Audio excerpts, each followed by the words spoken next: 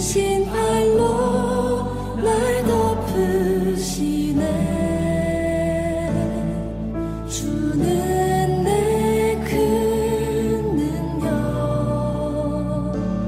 변함없이 우리를 일으키시네.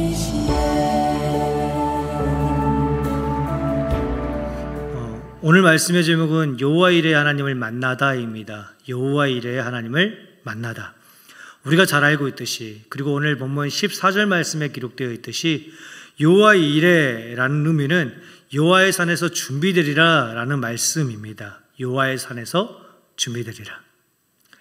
하나님께서 아브라함에게 이삭을 번제로 드리라 라는 그 말씀을 명령을 하시는데, 아브라함이 그 말씀에 순종했을 그때에 하나님께서는 여호와의 산에서 미리 한 순양을 준비하시고 순양 한 마리를 미리 번제물로 준비하고 계셨습니다. 이처럼 여호와 이레라는 것은 우리의 삶 가운데서 미리 예비하시고 준비하시는 하나님의 계획하심과 하나님의 크신 은혜를 이야기할 때 사용되어지는 말입니다.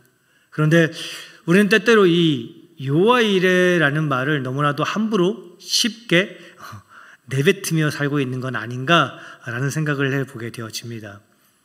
우리가 원했던 것, 혹은 우리가 간절히 바랬던 것들이 이루어졌을 때, 혹은 의도치 않게 내가 바랬던 상황과 환경이 주어졌을 때 우리는 너무나도 쉽게 여호와 이레라는 말을 내뱉고는 한다라는 것입니다.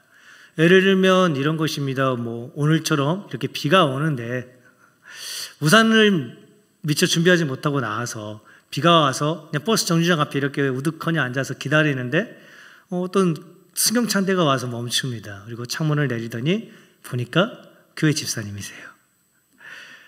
타세요! 라는 그 말을 들을 때 우리가 우리도 모르게 그냥 이런 말들을 내뱉습니다. 여호와 이레 라고 말을 내뱉습니다.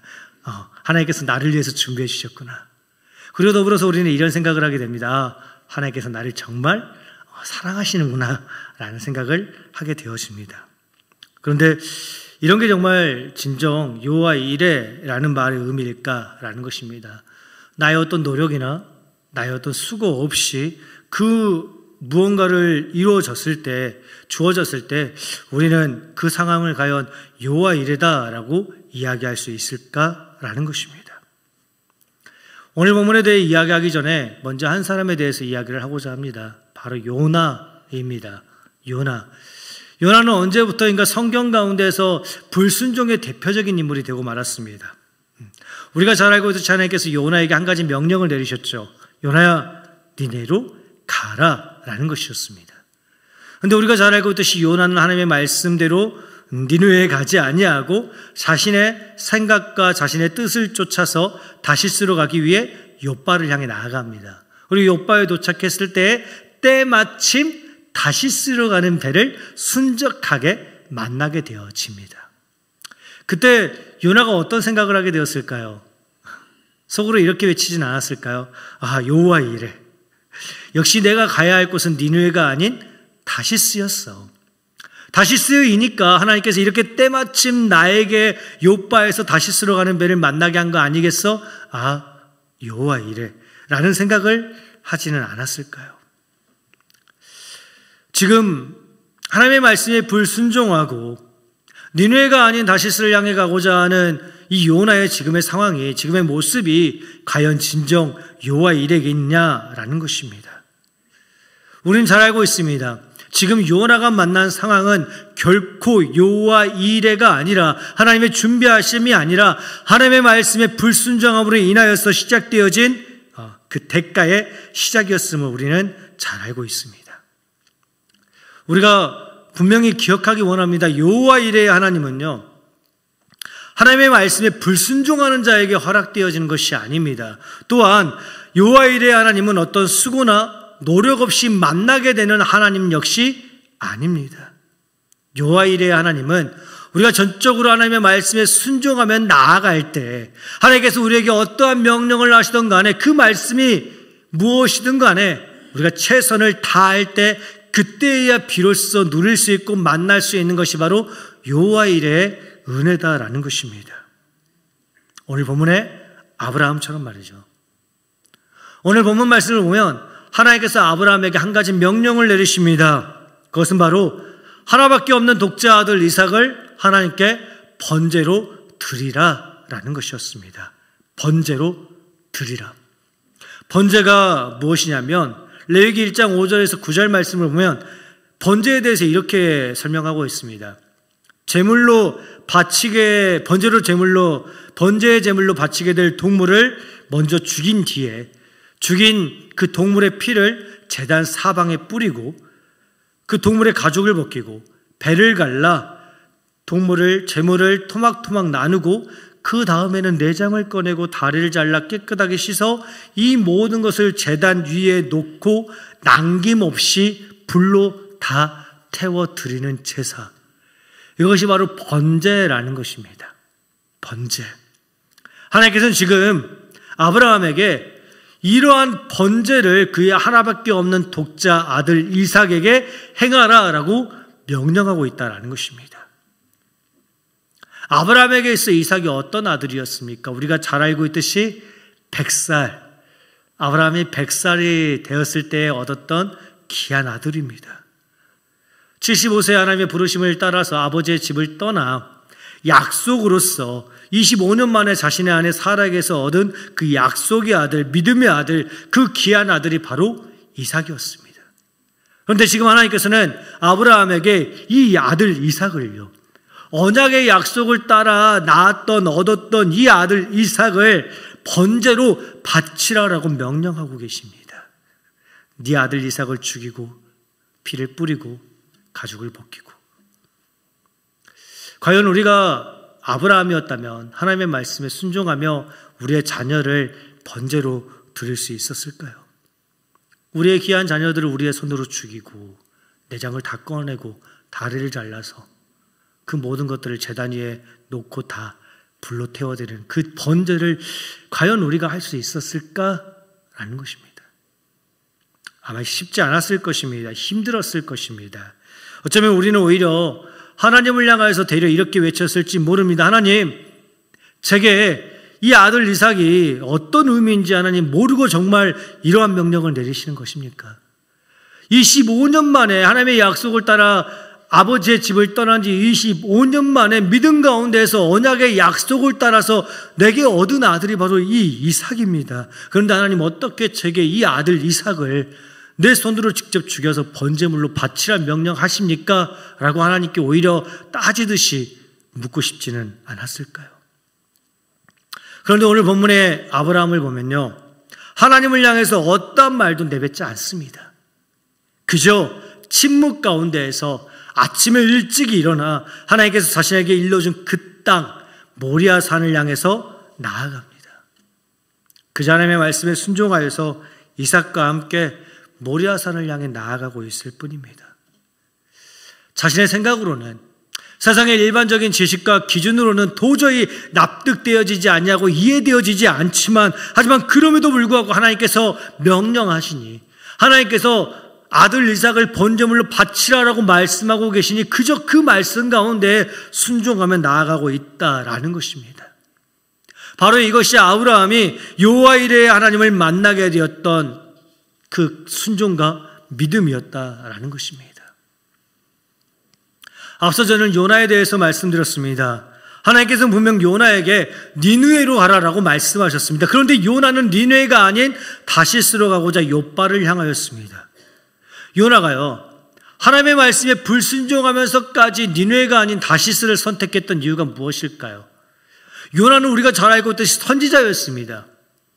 그저 그렇고 그러나 어떤 이스라엘 백성들 가운데 한 사람이 아니라 하나님의 거룩한 직분을 감당하고 있는 선지자였습니다. 그 선지자로서 하나님의 말씀에 불순종한 그 대가가 무엇이었는지 요나는 너무나도 잘 알고 있었을 것입니다.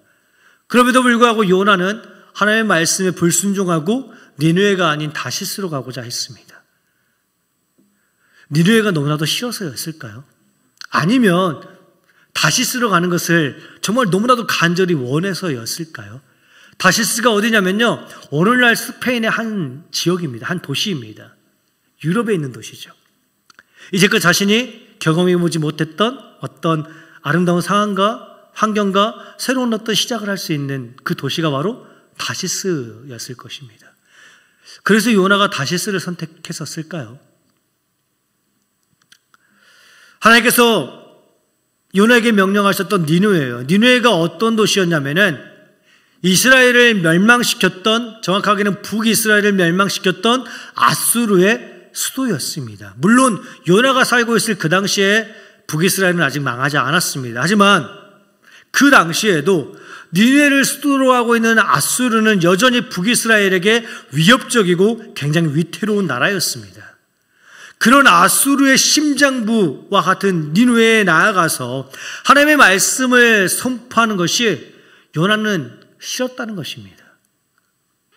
요나는 알고 있었을 것입니다.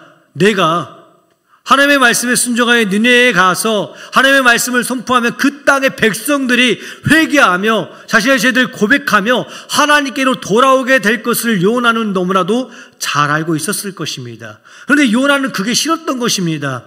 자신들의 나라, 자신들의 민족 이스라엘을 너무나도 위태롭게 하고 위협하고 있는 이 아수르의 민족이 하나님께로 돌아오는 그 모습을 요나는 싫어했다라는 것입니다.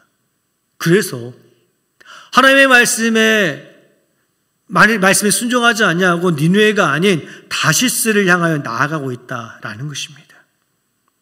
오히려 요나는 그냥 지금과 같이 북이스라엘을 멸망시키고자 했던 아수르의 사람들이 하나님의 말씀에 순종하지 아니하므로 하나님께 커다란 벌을 받기를 오히려 요나는 더 원하고 있었을지도 모릅니다. 니느웨로 나아가서 하나님의 말씀을 전하라라는 그 하나님의 말씀이 요나는 자신의 생각과 자신의 기준에 비추어 봤을 때 너무나도 이해가 되어지지 아니하기에, 납득이 되어지지 아니하기에, 그래서 요나는 하나님의 말씀대로 니느웨가 아닌 다시스를 향하여서 나아가고 있다는 것입니다. 요나가 욥바에서 마침 다시스로 가고자 하는 배를 만난 것은 결코 여호와 일의 은혜가 아니었습니다.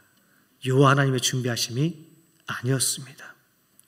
다시 한번 말씀드리지만 여호와 일의 하나님은 하나님의 말씀에 순종하고 또 하나님의 말씀을 최선을 다해서 지키고자 할 때에 그때야 비로소 만날 수 있는 하나님의 은혜인 것입니다.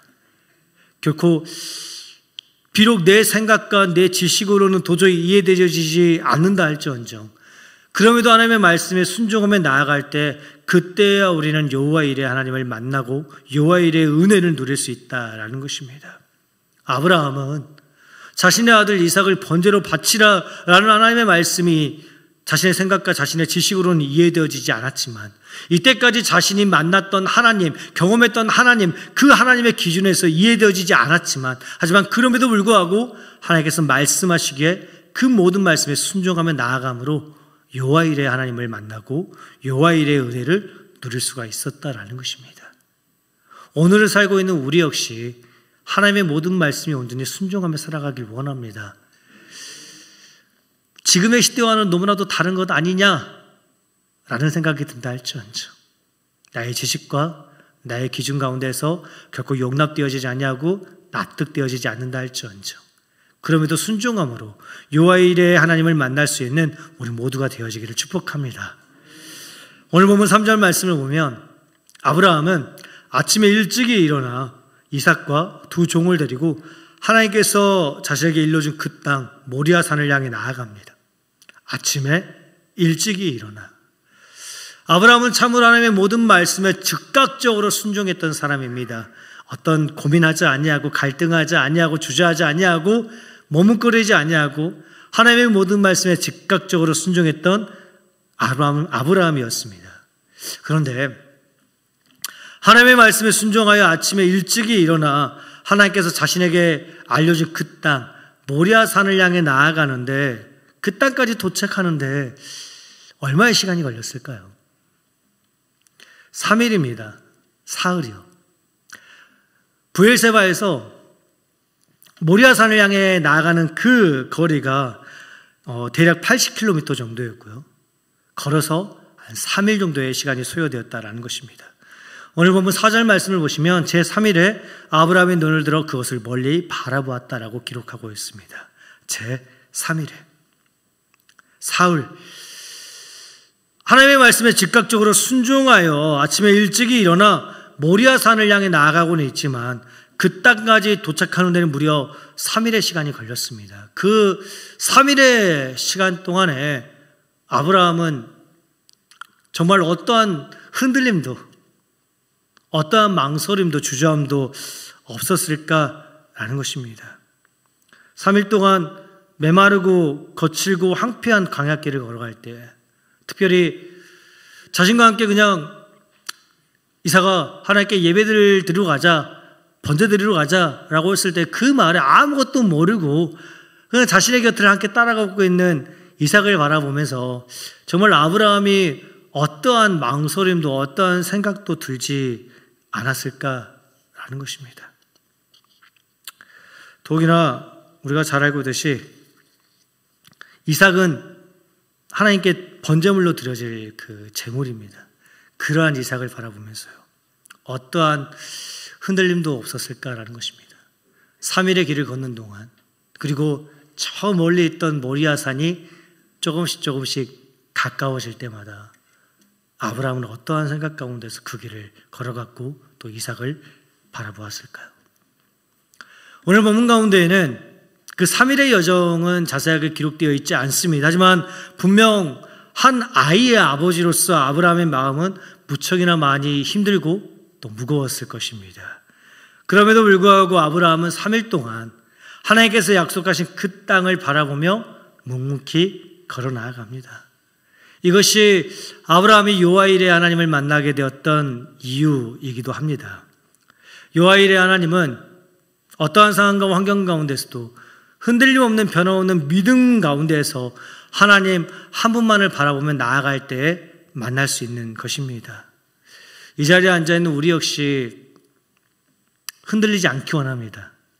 어떠한 상황과 어떠한 환경 가운데서도 하나님을 향한 우리의 믿음이 결코 흔들리지 않기 원합니다.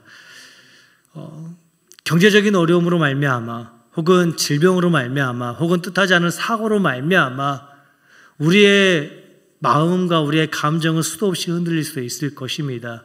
하지만 그럼에도 불구하고 하나님을 향한 우리의 믿음만은 결코 흔들리지 않기 원합니다. 우리가 아프고 힘들고 어려울 그때에도 여전히 변함없이 하나님께서는 우리와 함께 하십니다. 여전히 변함없이 우리의 모든 상황 가운데에서 그 믿음의 길 가운데서 하나님께서 함께 걸어가고 계십니다. 그 하나님을 분명히 믿고 신뢰하며 믿음의 길을 완주할 수 있는 우리 모두가 되어지기를 원합니다. 아브라함이 브엘세바를 나선 지 3일 만에 드디어 하나님이 약속하신 땅 모리아산이 보이기 시작합니다. 그때 아브라함은 자신과 함께 집을 떠난 2명의 종을 산 밑에 두고 이삭과 함께 단둘이 모리아산을 향해 올라가기 시작합니다. 자신은 불과 칼을 들고, 그리고 아들 이삭에게는 번제에 쓸 나무를 짊어지게 하고 모리아산을 향해 나아갑니다. 지금 아브라함이 들고 있는 불과 칼은 번제물을 태울 불이며 또 번제물을 죽일 칼입니다. 그리고 그 번제물은 자신의 하나밖에 없는 아들 이삭입니다. 그런데 그 번제물로 쓰일 아들이 자신을 불태울 나무를 등에 직접 짊어지고 모리아산을 향해 올라가고 있습니다. 그 모습을 바라보았던 아브라함의 마음은 얼마나 또 답답하고 무거웠을까요?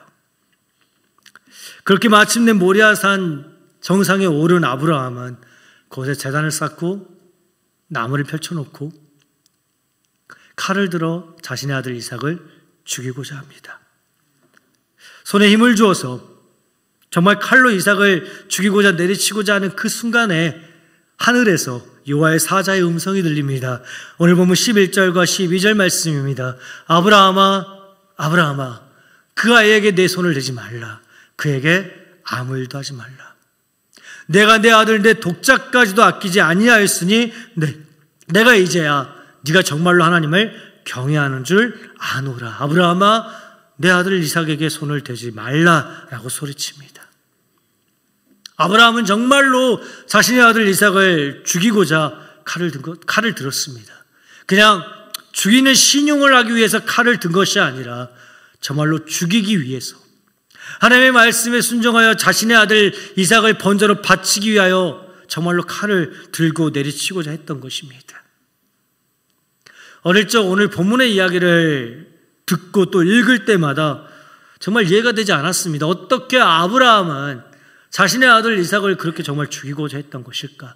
아무리 하나님의 말씀이라고 하지만, 하나님의 명령이라고 하지만 어떻게 아브라함은 그렇게까지 할 수 있었을까라는 생각을 하였습니다. 그래서 어머니한테 제가 물어봤어요. 엄마, 정말 엄마도 하나님이 나를 번제물로 드리라면은 엄마도 나 번제물로 바칠 수 있어? 라고 물어봤던 적이 있어요. 어머니가 그러더라고요. 난 못하지? 라고 하더라고요. 난 못하지. 근데 아브라함은 정말로 자신의 아들 이삭을 죽이기 위해 칼을 들었다라는 것입니다. 어떻게까지 그렇게 할 수 있었을까? 어떻게? 아브라함은 정말 어떤 생각을 가지고 그렇게 할 수 있었을까? 히브리서 11장 19절 말씀은 이렇게 기록하고 있습니다. 그가, 즉 아브라함이 하나님이 능히 이삭을 죽은 자 가운데서 다시 살리실 줄로 생각한지라라고 기록하고 있습니다.